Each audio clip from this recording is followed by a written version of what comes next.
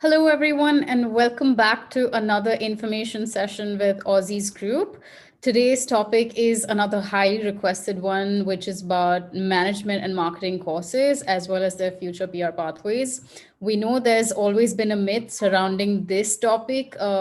Graduates often are left confused. They don't know if they can get their PRs under these skill sets. So today we let you know on what's your eligibility across several states in Australia. And we're joined by our experts from Adelaide today.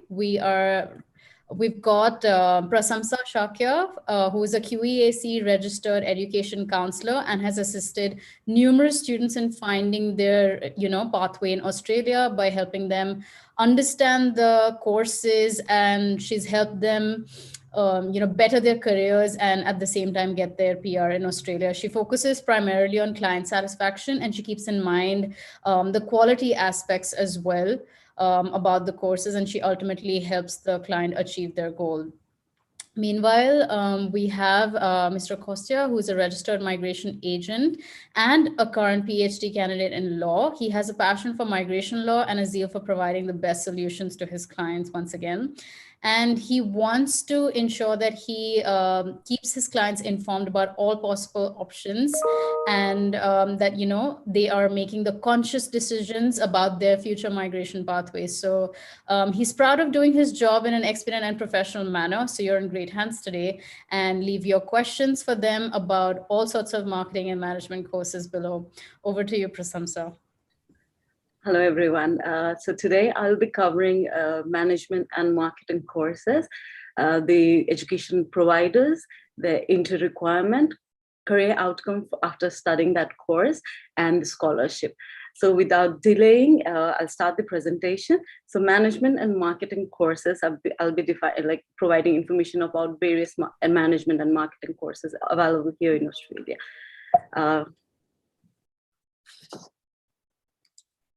So to start with, business and management graduates are the future leaders. Business managers are the strategic decision maker. By understanding and influencing how people, organization, and market operates, manager can build wealth and drive innovation. So after studying management and marketing with a business degree, your options are endless. Combining comprehensive knowledge and real world application, you'll be able to tailor your degree to your own interest, from marketing to HR to international business or information.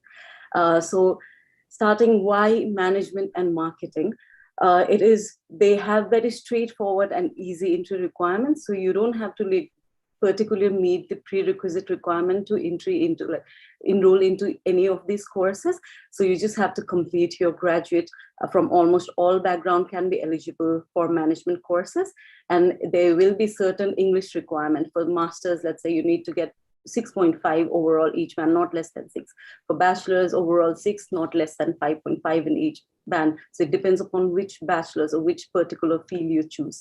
And there are obviously interesting scholarship, a range of scholarship, and the grants are available to the eligible student to assist with the cost of study. And they offer exclusive opportunity to access discounted tuition fees as well. So I'll be discussing about few graduate outcomes in particular management courses. And of course, there will be a bright future pathway after completing all those courses. So let's start with one of the popular management course, hotel management course. So as in Australia, if we talk about Australia with its beautiful beaches, great restaurant, the stunning outback, and the surf-filled oceans with year-long pleasant weather, here is a tourist delight. So it is also a great place to study tourism and hospitality related courses. So in Australia, you can enroll for any of the bachelor's courses. We do have bachelors of hospitality management, masters of international hotel management, masters of tourism, hospitality, and event management. So these courses are offered by the Hotel School, Sydney, Melbourne, and the Torrens University, Australia, and Southern Cross University. So career pathway after completion of hotel management, that will be for hospitality management. Whether you want to change your career direction or to work your way up into your dream job, graduate of the Masters of Hotel Management can take a variety of paths into senior management positions in existing industry of hotel management. And based on the course that student can study, there are a range of work options from specialty of chef, hotel manager, bartenders, for front decks, and any manager levels as well. So the total course fee for annual course fee would be like ranging from $24,000 to $32,000. So talking about the career outcomes, job for hotel management graduates in Australia, as per the research, you can apply for various career outcomes like hotel manager, event manager, chef, catering manager, accommodation manager, sales manager, duty manager, and the annual average salary in Australian dollar, that is ranging from minimum $61,000 up to $165,000. So it depends upon the student as well. As my knowledge, as I told you, like if the student have started initially in the initial level, all of a sudden they won't get total annual salary of 165,000. So they have to take initiation. So initially they will, like while studying, they will start working as a chef, and then like they can gather experience. With ongoing extra experience, their annual income will be also increasing. So further, let's talk about human resource management. So human resource management, talking about this course, it is a vital role in the organization success and operation to contribute significant success to the organization. So human resource manager is the core part of the organization. If, let's say, like to put the right person in the right place and to accommodate the staff in the particular department for the better outcome of the organization. So it plays a vital role in the organization. So responsible for planning, organizing, directing, controlling, and coordinating the employees' relationship, human resources and work relation activities. Human resource managers have grown strongly over the past few years.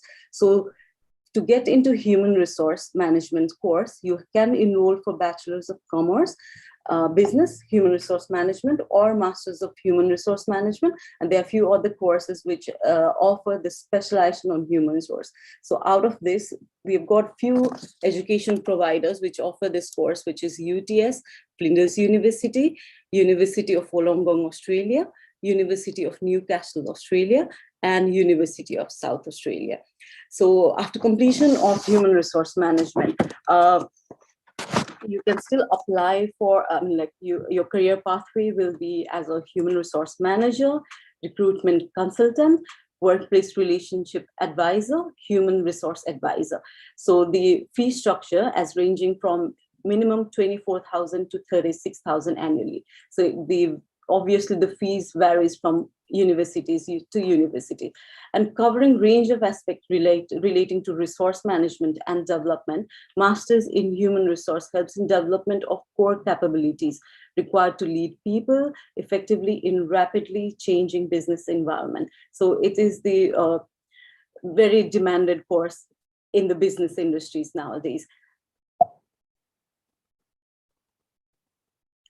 So going forward, the employment outlook for the human resource management. So the weekly earning for human resource managers are Australian dollar 2,464, which is higher than the national average. So there are lots of opportunities around the industry. So any industry, any organization, they will be looking for human resource managers, right? So there's no like particular organization which will hire human resource managers. So every industry in the business, every industry in the world, there will be certain department which take care of human resource. So going forward, the next management course, the popular management course for the international student is information system management. So talking about the international system management, this degree connects people, data, technology to work together for greater work of an organization. This course employs skills so graduate can enter into business world as a confident all-rounder, prepared to the effective link between the information technology specialist and the take decision maker in the organization. So to enroll into these courses, we've got like various courses offered by various universities, like Masters of Management Information System, Masters of Business Information System, which is very popular among the international student. And the education providers which offer this course are ECU, Federation University, Macquarie University, and Torrance University. So after completion of this course is specifically designed to train business analytics to be prepared to adapt and work in ever-changing business environments. So you can work as an IT manager, program manager, business process analysis. And the total fee for this course, or the annual fee, is starting from $28,000 to $34,000 annually. And then as the information technology industry continues to grow, companies are looking for multi-skilled staff who can present both business and IT. So this course will help you to lead further, better career in future in the relevant field. So talking about the employment opportunity after completion of a Masters of Information Management, as per the research, so we can see that there is a numerous change in the employment opportunities and the increment in numbers of workers. So as we can see, there was like around less than 6,000 workers required in 2018, but then in 2019, it has drastically increased by almost like 10,000 numbers of workers. So hopefully the business, like as I've told you, the information technology business have increased and it is in continuation of growth. So hopefully in future, there will be higher numbers of workers will be required and there will be a better opportunity in the future in IT field. So in continuation of another management courses, innovation and entrepreneurship management.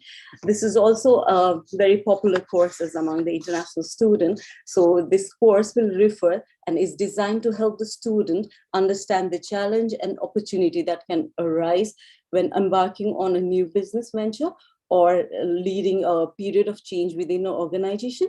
So this course focuses on the specific need of entrepreneurs seeking to successfully commercialize an idea and covers a broad range of knowledge areas. So student will develop key attribute for employability through core principle of innovation, commercialization, and digital strategies necessary in today's workplace. So you can enroll for Masters of Management, Entrepreneurship, and Innovation Management. So there are a few other education providers which offer specialization on this course. So for example, you can enroll for Masters of Business Administration and you can specialize for Entrepreneurship and Innovation Management. So we've got La Trobe University, University of Adelaide, USC Australia, and Kaplan Business School, which offer this course. And the career pathways for this course would be, you will be working as a research and development manager. And once you complete this course, you can work as a business consultant and a business manager as well. So the course fee for this course is annually $40,000 to $44,000 because there are very least number of universities which offer this course. That's why the fee structure for this course is a bit expensive comparing to other management course. So moving forward to the employment outlook and weekly earnings for this course. So of course, this innovation and entrepreneurship, there is a various opportunity in different organizations. So you can work as a research and development managers, which shows the annual income and the weekly income, it is ranging to $2,800, and all average job for this particular field will be $1,460. So let's go to the very, very demanding course for management, and lots of international students and other students are very interested and they are enrolled. They've enrolled for marketing courses and they're looking for the career opportunity in the marketplace nowadays. So marketing course, this is the era of stiff competition. Companies resort to different ways to reach their target audience. So due to excessive competition and globalization in the marketing job in Australia are regarded as one of the most prestigious jobs in the country. marketing has bigger parameter now. So to enroll and to get better career in future in marketing field, you can enroll into Bachelors of Communication and Media, Marketing Communication. You can enroll for Masters of Public Relation and Advertising. And also there is a Masters of Digital Marketing Communication. And as I've been like telling you guys that we can, there are a few other universities which offer specialization, particularly in digital marketing or marketing specialization. So you can enroll for any Masters of Business Administration course and you can get specialization into marketing course. So there are various education providers which offer these courses. Some of them are Kaplan Business School, Flinders University, UNSW Sydney, University of Canberra, La Trobe University, and Macquarie University. So as this job is highly chosen because of its demanding and appealing nature, with the infinite scope of high-end salary, future opportunity, and diverse career option in Australia. So you can choose the career pathway after completion or after graduating this course. You can apply as a public relationship manager, digital brand manager, digital marketing manager, or marketing specialist. So the annual fee for this course would be ranging from $31,000 to $40,000 annually. Sorry. The employment opportunity. So the marketing, as I've told you, that there is high demand of marketing specialists now in the market. So the employment opportunity is trending, the trend of the employment opportunity is increasing every year. So as we can see in 2021, 2022, as per the Deloitte Access Economy research, it says the demand or the opportunity for the employer, for the student are getting higher. So obviously there's better opportunity in future if you complete your master's in marketing courses.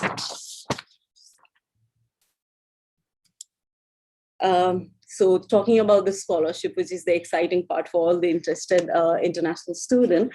So yeah, as I've told you, the range of scholarship, there are range of scholarship and grants offered by college as per the eligible student to assist with the cost of study, and then they offer an exclusive opportunity to access discounted tuition fees as well.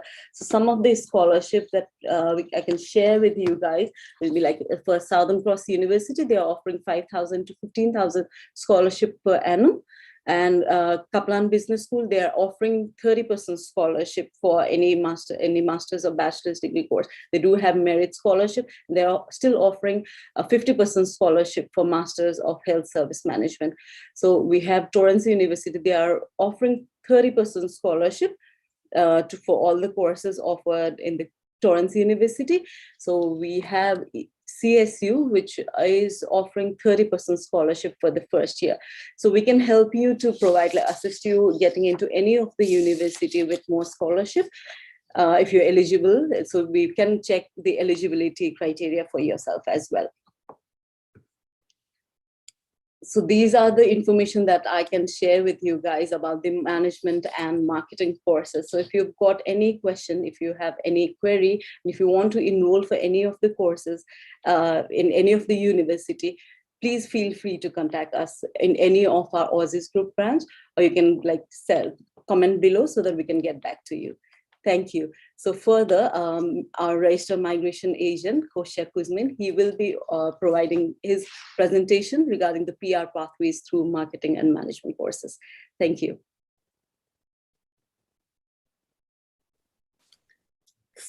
Thank you very much, Prasamsa. So I'm now going to share my screen. Oops, sorry for that.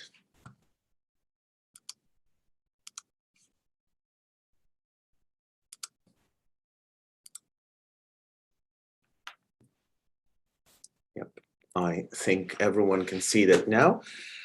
Hello, everyone. I'm going to talk a little bit about migration options.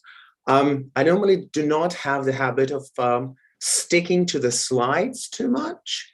I think this opportunity is for me to be talking to you and not sticking to the screen, not interpreting what I've written, but rather offering an honest and serious conversation about where you can possibly go.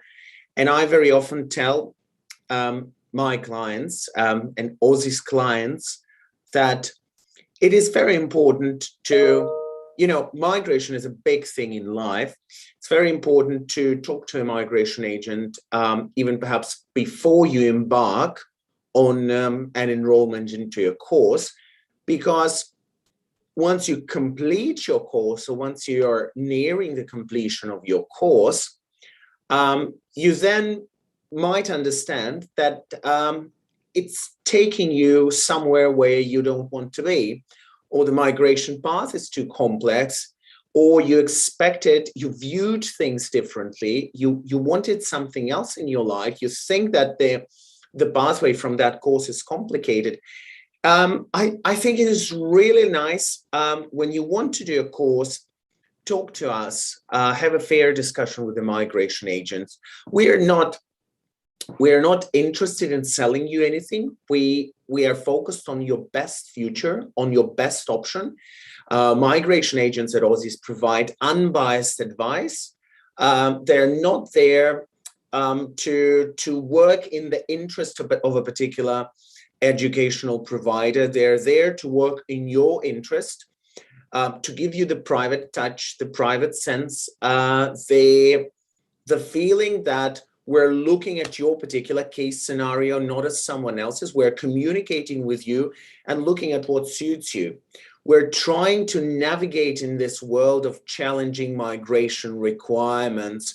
Our job is to know so many things about both federal and state requirements, and the requirements of skills assessment authorities, and the requirements of skill visas, and the requirements of employer-sponsored visa. And we navigate in all that to give you proper health and advice. So potentially when you're embarking in a course, you might want to see us before. You might want to know what your next steps are. It's very good to make strategic steps and to get strategic advice in migration. So today it's about management and marketing options. And certainly there are multiple options in that. Well, look, so many jobs on the left of the slide that you can see. And why I go to jobs immediately? Because when people come to me, I always ask them, well, do you have a skills assessment? And in what occupation? What's your job? What are you doing? Yeah, because you can't migrate to Australia. You can't get a permanent resident visa just because you completed studies here. I mean, it used to work 10 years ago, but not anymore. So your migration is your strategic path to where you are now and to where you would like to be. So on the left, building up on Prasamsa's presentation and all the beautiful courses she's listed, I'm telling that for every course she's listed, there certainly is a pathway. You can be a management consultant, hotel or motel manager, caravan, car park camping ground manager, amusement center manager if you went for the hotel management courses, cafe restaurant manager. You can be a marketing specialist if you did marketing. You can be a sales and marketing manager, but that requires seniority. Most yesterday's students do not have it, unfortunately. You can be human resource advisor, or even a senior role, human resource manager. You can be policy and planning manager and other managerial jobs. Managerial and non-managerial, that's part of my focus, okay? So the marketing and management pathways are good, but some of them lead you to managerial jobs, okay? Now, if you're led to managerial jobs, then this becomes your nominated occupation when you migrate. If it becomes your nominated occupation, you have to know, so will I be able to get residence? Because sometimes, and most of the time in management and marketing occupations, to get residence, you need to have a positive skills assessment. To have a positive skills assessment, you need to have work experience. You should be thinking about all these things, because sometimes people come to me and said, I've completed the course. I want to do a 491 or 190 permanent resident visa. I said, great. Do you have a skills assessment? No. So have you been working in one of these roles? I asked them and they said, no. And I said, well, look, you have to look for a job. Okay. Because VETASSESS, the Skills Assessment Authority, VETASSESS, and also the Institute of Management and Managers and Leaders for some of these occupations, they would want work experience from you. VETASSESS would require a minimum of 1 year work experience. Okay, so you choose marketing and management, nice courses, nice pathways, but you need to know that you will need to have work experience. Your pathway must be well planned. You must know where you're heading, because a lot of, I don't say that it is bad that you need the work experience, but you have to be aware of it, because a lot of people think that course completion is enough. No, it's not enough. You have to look for skilled work. These days, states are looking for gifted graduates, but also for people who are able to find jobs in their nominated occupation. And it's not only state law that wants you to find a job to be nominated by the state, but it's also the skills assessment authorities like VETASSESS that would want you a minimum of 1 year experience. Okay, so just course completion doesn't work. VETASSESS is, in fact, in management and marketing, VETASSESS does most occupations. Okay, so 1 year minimum. The good thing is you might have done, like someone is doing a master's and they're coming to me and they say, oh, so I am doing master's in marketing here. And I say, do you work in marketing? And they say, no. I say, okay, what did you do as a bachelor's? They say, as bachelor's, I did Bachelor in business management and marketing from my home country, from India, for example. I say, great, did you have work experience after that bachelor? They say, yes, I did. I had 3 years of work experience. Then they're safe because they're able to use that offshore Indian work experience in any of these occupations. They're able to claim this experience to VETASSESS. VETASSESS sometimes has additional requirements. They want, for example, at least 3 years experience in the last 5 years. It really depends. Every occupation is individual, but sometimes applicants can safeguard themselves if they're doing a master's here, that did a bachelor's back home and had work experience after their bachelor's. They can safeguard themselves by doing their skills assessment and claiming the work experience for the purpose of VETASSESS for the education and work experience that they did back home, which is amazing. However, if you're a bachelor graduate of management and marketing courses here, in Australia, then I assume you had no work experience because you had no prior education. And normally, in management and marketing, the work experience has to be post-qualification, not prior to the qualification. So if you completed a bachelor's here and you have no work experience, you would have to find a job in Australia for at least 1 year. Yeah. Some of these jobs are nicer, like the human resource advisor. You don't need to be any subordinates. You don't need people reporting to you. You're just a professional doing that job. That job is easier to find. Some of these jobs are more difficult. For example, if you go to hotel and motel manager, then VETASSESS would tell you, well, we want your duties to be at the level of managerial duties. So for a small hotel, you must be the main person in that small hotel. So basically running the business. And if it's a big hotel, like it's Intercontinental or Hyatt or whatever, you don't have to run that hotel, of course, but you have to be someone in the mid-management at the level of duty manager. So if you're duty manager in Intercontinental, to be assessed by VETASSESS as hotel or motel manager, you would have to look at a range of hotel operations, not only client satisfaction, but also security, supplies, other things. You have to be taking part in the management of processes. Now that's pretty senior. Marketing specialist, relatively easy to assess, just 1 year of work experience with VETASSESS, but you would need still an organization chart showing where you are in the context of the organization. Whereas, for example, number 2, management consultant would be more challenging to assess because that's someone pretty senior. You would think that management consultant is not a manager themselves. They're not a manager themselves. They don't have subordinate staff, but they might be advising to the board of directors, in fact. So it's a very senior role. I wouldn't say I would be able to get positive skills assessment for any of the bachelor's graduates for this one. I would say I would be looking for someone with significant managerial experience advising to companies and boards on improvement of their business practices for that one. Perhaps these are postmaster students who had a lot of experience back in their home country in pretty senior roles. So all of these occupations are different. I'm not going to talk about each of them because it will take a lot of time, but whenever you come to me, whenever you come to any migration agent in Aussizz Group, we have to look at the background. We have to look at what you've done, and we have to be confident that we will be able to procure that positive skills assessment. And if you have no experience from overseas, you've just completed your Australian degree, you would need to get at least 1 year experience to get a positive skills assessment in these occupations. So that's important. Yep, I've said the skills assessment authority as VETASSESS. Normally, a VETASSESS would want you to have studies in the same field. So for example, if you want to be assessed as marketing specialist, they would want a bachelor in marketing. However, they may assess a bachelor in general business as appropriate for marketing. So that does work, because just a BBA, bachelor business administration bachelor would have a marketing component. So that would still work. Sometimes for some occupations, VETASSESS would even possibly consider a slightly different background than the one which the occupation must be in.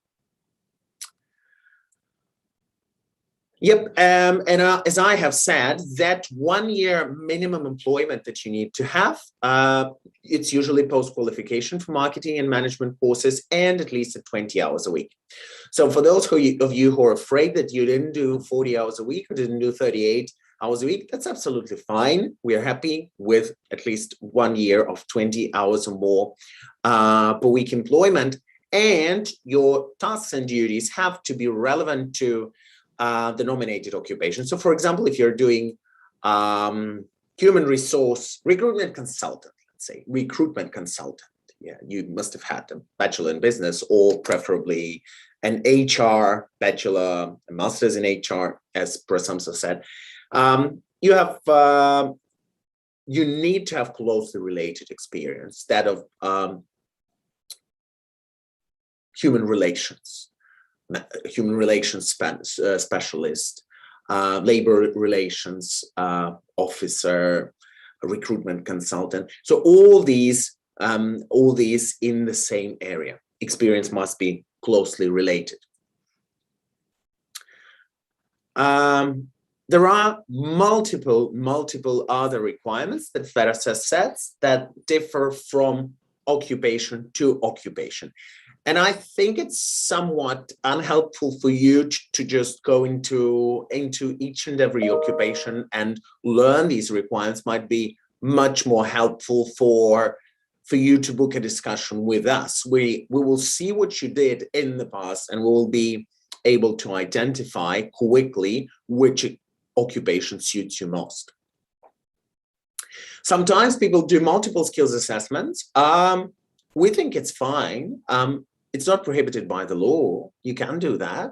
Sometimes people were doing different things while being employed, and sometimes they had a couple of years in one occupation, couple of years in another, all in the last 10 years. So it can get a positive skills assessment in several. Look, we don't know when the borders will reopen, but they will reopen one day, right? At least we want to believe so. When we start accepting offshorers, or even for the onshore people, in fact, we don't know what will be on the list. And lists are subject to change all the time. This is a very dynamic area of law, migration law. So if you have multiple skills assessment, that can be of benefit. Yeah, so consider which occupations you could be assessed for if you want. Yeah, again, we can discuss this together. Now, look, there are plenty of opportunities. And once you graduate, you will get your 485. You did a bachelor's, master's, you get the 2 years. And if you did it in a regional area, you can get 1 year of extension. Now, there is an option of a 407 if it's a training visa, if you have an employer sponsor who knows that you have no work experience but would want you to learn on the job, to create a training plan for you. Nice, 407 might be a good pathway.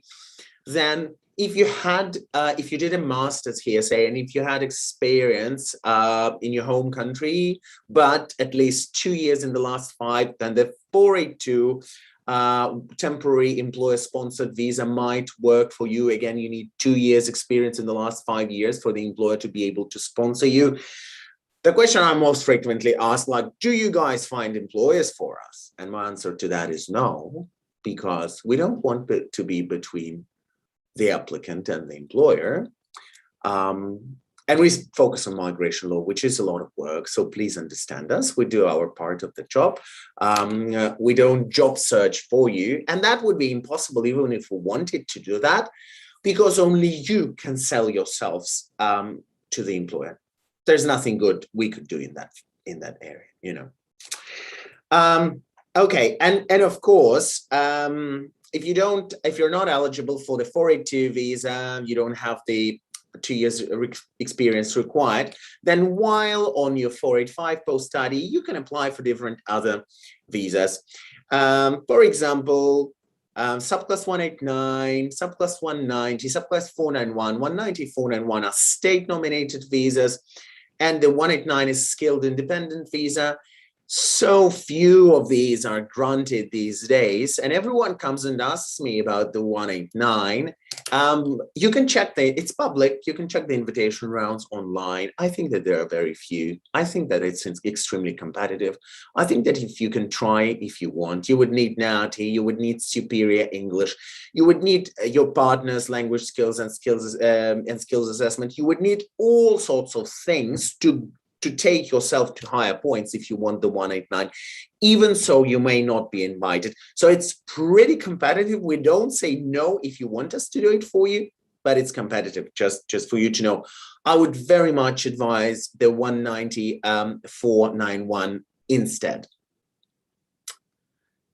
Okay.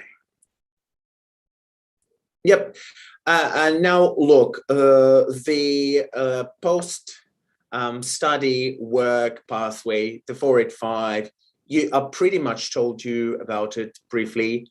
2 years extended by 1 year if done in a region, if the course was done in a regional area, and actually 18 months for the graduate stream. That's if you did not a bachelor's or master's, but if you did for example, diploma of early childhood, and you're assessed as childcare center manager, you have provisional skills assessment in that, then for 18 months, the postgraduate pathway is for you. A lot of people confuse between post-study work 485 and post-grad work.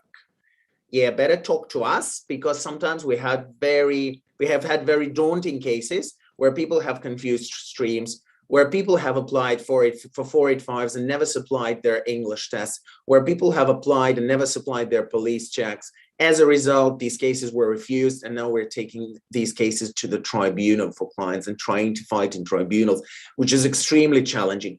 It's so much cheaper to do these applications with someone who is a registered migration agent and someone who is a fit and proper person to do this job. So much of your money is going to be saved than making mistakes and going to the AAT with all these things. Yeah, sorry. General skilled migration visas, they're all of them. They're the 189 I've spoken about. They're the 190. They're the 491. The pass mark is 65 points, and some states are not too crazy about the pass mark. For example, South Australia, where I'm from, is not. If the person is working in the field, if the person is a South Australian graduate, or if the person is living in outer regional, or if the person is a long-term resident here, we don't focus that much on the points. I've had multiple candidates invited with just 65 points, whereas other states like the NSW and Western Australia, for example, focus on the points. They want 491 candidates to be selected in the competitive points system. So look, for every state, it's different. Here in South Australia, we have one policy. In other states, we have different policies. We make applications for all states, of course. So we're not selling South Australia in particularly. Aussizz works with all jurisdictions. We're happy to help you with all jurisdictions. Some of our clients these days in South Australia, they come from New South Wales, and they say, oh, New South Wales has opened stream 3 for people living in any other state, and I live in South Australia. Can I apply? Yes, of course you can. Of course you can do that. Of course, New South Wales may first favor people living currently in New South Wales and New South Wales regional areas and New South Wales graduates. But if there is a stream 3, which is there, of course we can make that application for you. So we pretty much work in all jurisdictions, but we would like to see you as a client, to have a conversation with you, to recommend you the best option. This is what we do.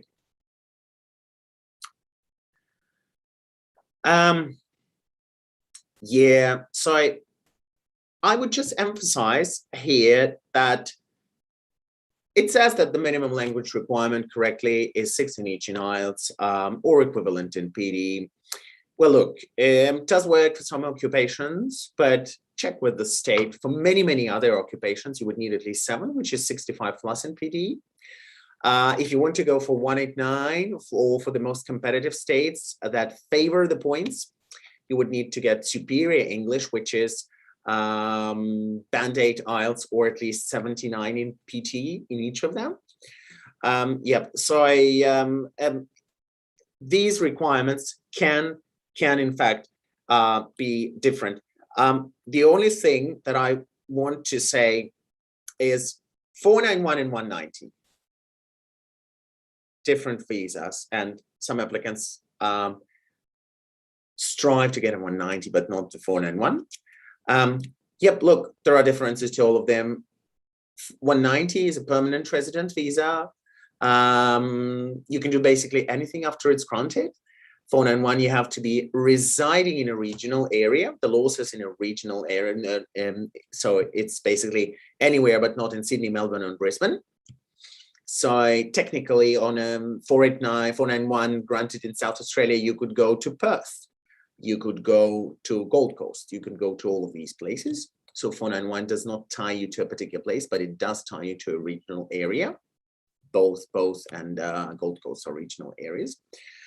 Yep, so it's the residence requirement, and then the income requirement. 3 years on a 491, you have to be making at least 53,900 Australian dollars of income.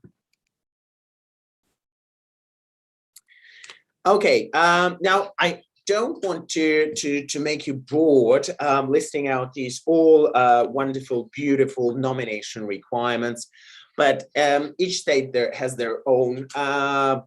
You know, South Australia very much looks at people, if people are from interstate, we're excited to see them go to outer regional and find any job.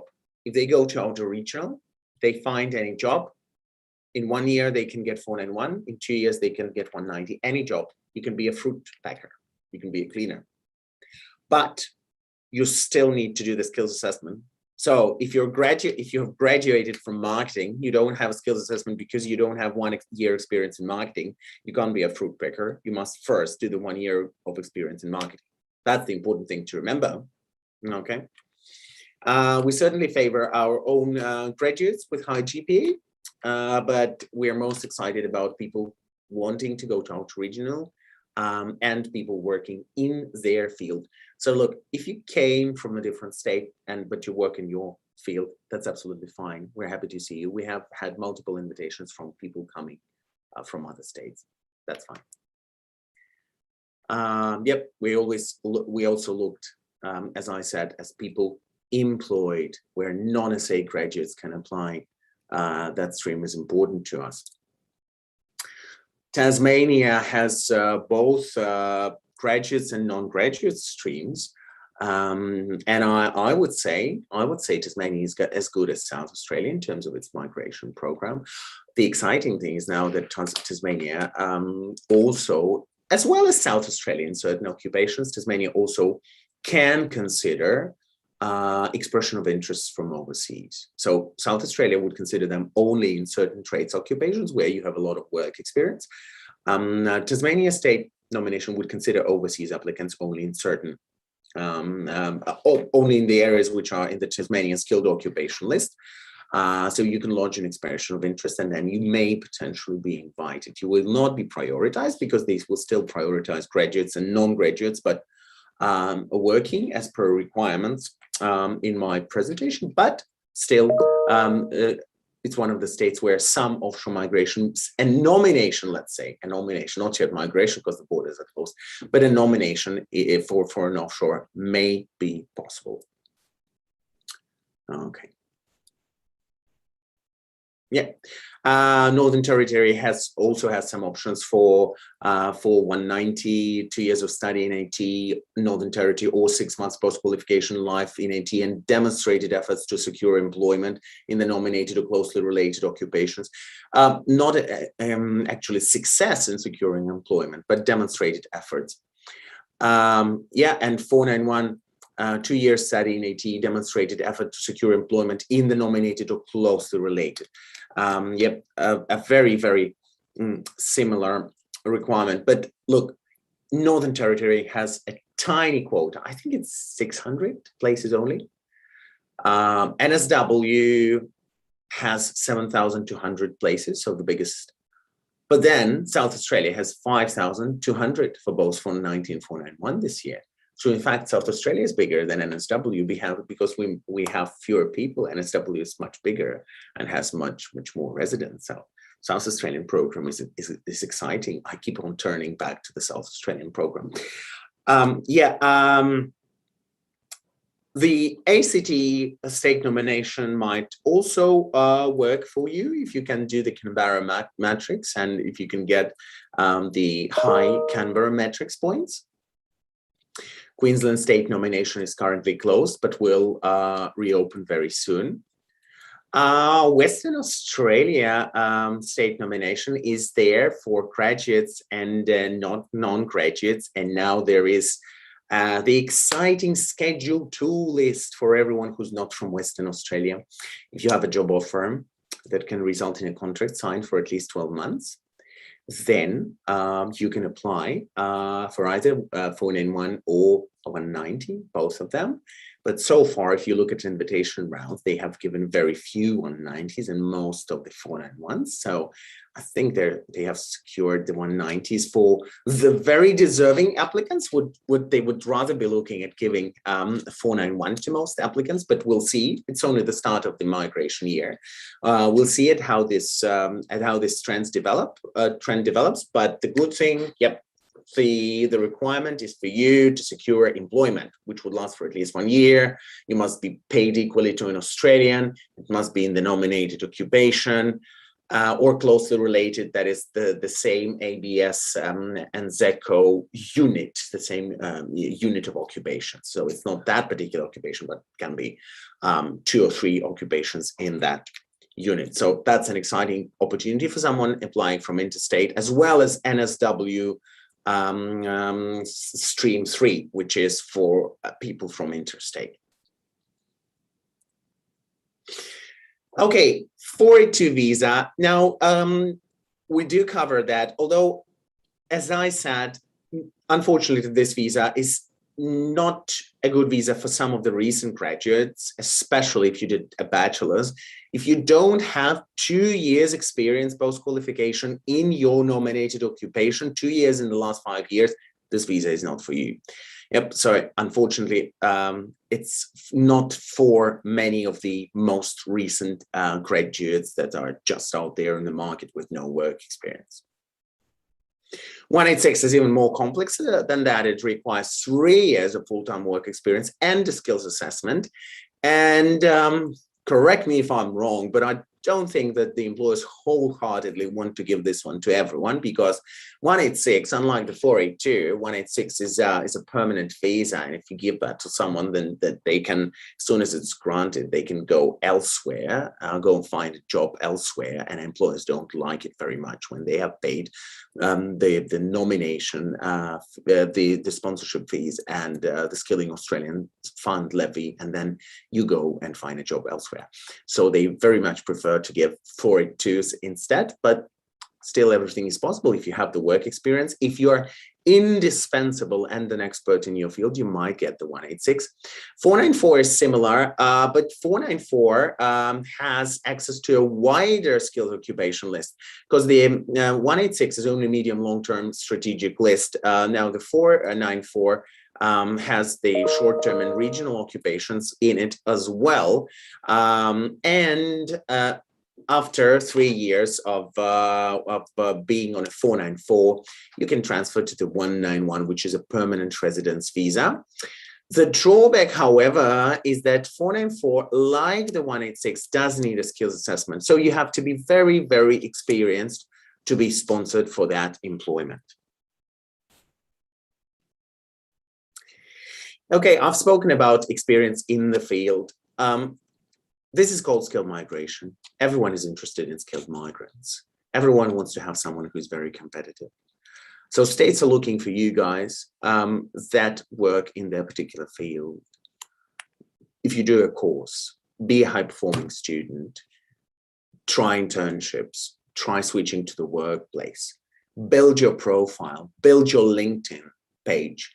Make sure you're competitive, comment on posts, participate in conversations, go to meetups. I think most of them are shifting online, have shifted already, because half of the country is in lockdown, right?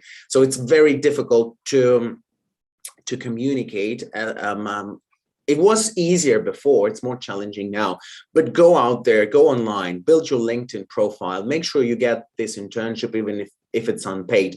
But then you must make everything to go into paid employment, because you can't claim internship as work experience when you seek state nomination. You do need to go into paid employment. And if you do that in your nominated occupation, that's wonderful. I know that students are doing jobs that just help them to survive, doing lots of different things. But keep on that fight, keep on doing the good work, keep on looking for that job. And in management and marketing, I know it may be very complex for someone who's a recent graduate to appoint them to a managerial position. Go to an officer position, go to a mid or junior level position in HR, in marketing, in advertising. You will break that ice. Even that junior position may be enough to have a full skills assessment with VETASSESS. Yeah, you have to fight for it. I will leave it here just for you to see the places, the quotas. Where will you have good prospects? You can see that ACD is pretty small, NSW is pretty big, but then NSW used to have most international students, perhaps together with Melbourne. It's interesting that Melbourne has a lot of 190s, but I somehow think they will be granted to most people in the health sector and in the natural sciences. If you look at current Melbourne nomination requirements, well, they're pretty narrow. They're looking for a cohort of people that is not in the management and marketing, unfortunately. Queensland has the nomination seats, but has not reopened their program yet. As I said, Northern Territory is tiny. Western Australia is not too big, but as usual. SA, I would say SA is number one in this list because it just has so many nomination places. Tasmania, for the size of Tasmania, I think it has a remarkable number of nomination places for this year. Look, if you have any questions, I would be very happy if I have a connection, if I can see some of the questions now in Facebook or anywhere, I would be happy to give a couple of comments. Sometimes I might not be able to go too deeply in the issue because I haven't seen the documents, haven't seen the profile of the client, haven't seen anything. But some of the more generic questions I might be able to answer. If you don't have questions now, but would have them in the future, you have my email address here. You have my registered agent number, and you have my name. You'll be able to contact me, and we'll talk about more things, and we'll talk about your profile in the coming days, weeks, or as you wish. And thank you for having me.